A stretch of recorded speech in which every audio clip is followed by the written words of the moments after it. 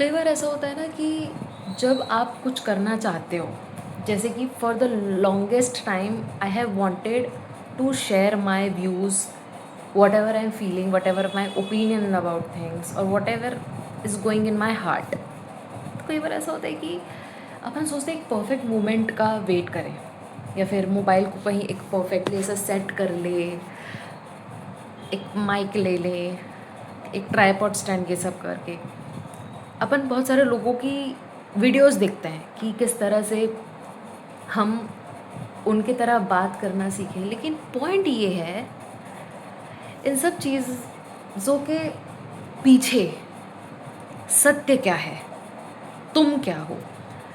हर बार ये चीज़ होता है कि हम हमेशा दूसरों के जैसा बनना चाहते हैं। जब हम कभी किसी को देखते हैं तो हम सोचते हैं कि हमको इनके जैसा बनना है, लेकिन क्या हम ये सोचते हैं कि इनके जैसा बनने के चक्कर में कहीं ऐसा तो नहीं है हम जो हैं, हम खुद दिल से जैसे हैं, अंदर से हम जैसे हैं, कहीं उसको तो ख़त्म नहीं कर देंगे। बचपन में सब लोग हम लोग को यही समझाते हैं ना कि देखो, तुम्हारी ज़िंदगी में ना एक आइडल होना ज़रूरी है, तुमको सोचना चाहिए कि तुम किसके जैसा बनना चाहते हो।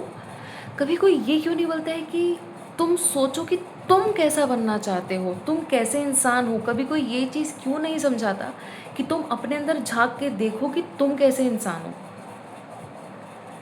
हाँ, इंस्पिरेशन लेना अच्छा है, लेकिन इंस्पिरेशन लेने के चक्कर में, अपने आप को बदलने के चक्कर में पूरा का पूरा अपना ही वर्जन शिफ्ट कर देना, ये तो सही नहीं है, ये तो फेयर भी नहीं है।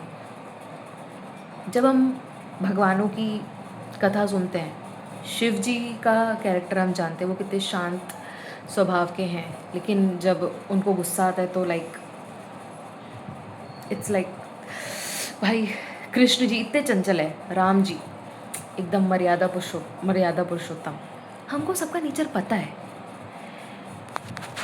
कहीं भी कथा के वक्त कोई भी मोमेंट हम जब सुनते हैं तो क्या हम ये फिगर आउट कर पाते हैं क्या कि वो डिफरेंट हो गए हैं या फिर उनका नेचर बदल गया है? नहीं।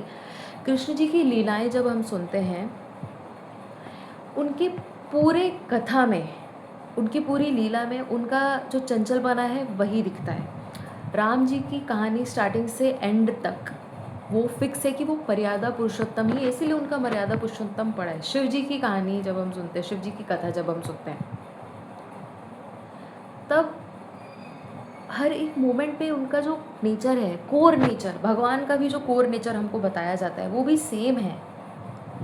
तो फिर हम क्यों इतना एफर्ट लगा रहे हैं अपने कोर नेचर को बदलने में, किसी से इंस्पिरेशन लेने के चक्कर में? किसी से इंस्पिरेशन लेना ठीक है, पर किसी के जैसा बनना नहीं बनना है भाई। खुद के जैसा बनना है, अपने को देखने कि हम कैसा चाहते हैं बनना, किसी और के इंस्पिरेशन से नहीं।